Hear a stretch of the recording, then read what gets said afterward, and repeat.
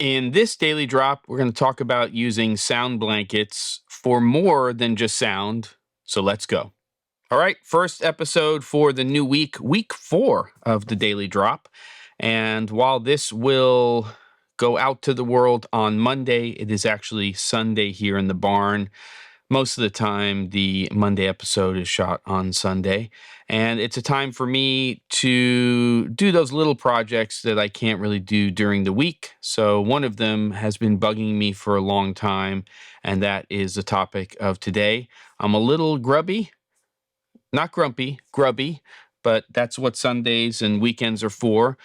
And what I want to talk about is this setup, what's in front of me right now. So I'll shoot some BTS and you'll see kind of what I see from this particular setup.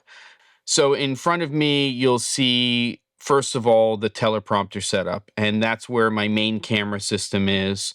And it's there because I do a lot of remote directing. I'm on Zoom all of the time. And then just to my right, so the camera left side, is a monitor, and I use that for sharing screens, also for directing.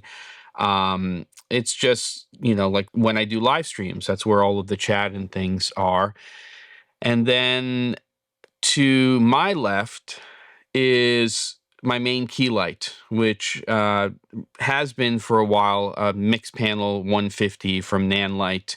And I like it because it works well in this space. It has this feature where you can go between a soft and a hard light, which is really cool. It's kind of like a version of active diffusion built into the LED. And what I do is I bounce that light off of a sound blanket, which is behind that main camera system. Well, this is the blanket that I was using before, which is about a 6.5 by 6.5 foot sound blanket.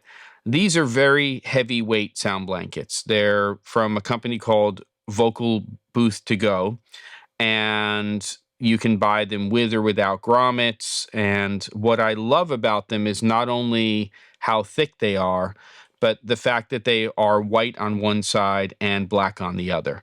And what that means is that I can use these not only for sound, but I can use them as light modifiers, which is exactly what I do.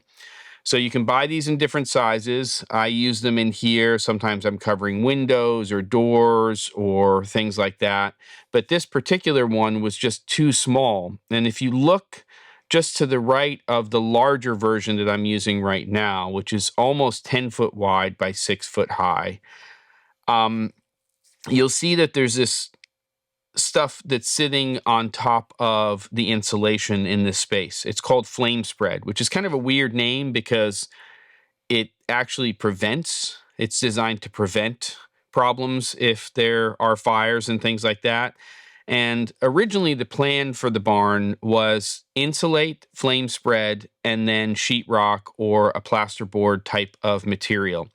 But as soon as they put the flame spread up, which they just really staple it onto the 2x4s, it was very apparent that the sound in here was really dead. It was really quiet.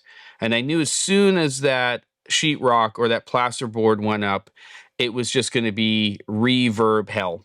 And the sound was going to be bouncing all over the place, and I was going to have to treat it with things like sound blankets all over the place. And oh, by the way, this is the tape for that flame spread. So when you're actually taping up the seams, and you can see, I'm just looking here on this monitor here for reference, you can see that the problem is that before, when I had the 6x6, there was a piece of flame spread over here on my left, and I was getting more specular highlights and things when the light was bouncing. So having this wider sound blanket here is giving me a larger bounce, and bounce light is one of my favorites. And as I said before, these ones, or I might not have mentioned it yet, are from a place called Vocal Booth to Go. And they're a little expensive. They take a little bit of time to get to you, but you can customize them, which is really great. But I will put other links. I'll see if there's any at least white sound blankets that are on a place like Amazon. I know that B&H has at least one, I think 8 foot by 8 foot.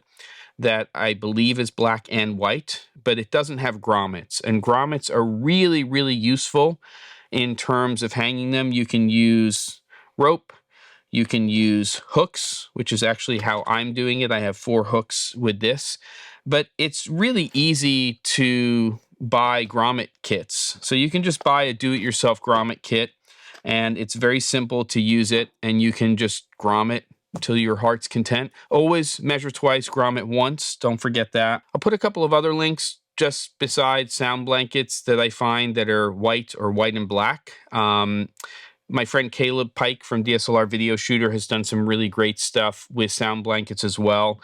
You know, you can put these on stands and on T-bars, and you can move them around, and you can use them, again, for double duty. You can use them for sound absorption, so you get better quality sound, but you can also use them for bounce and also for negative fill. Hope that helps, and I'll be working on another episode. Don't forget to, and I'll see you on the next episode of The Daily Drop.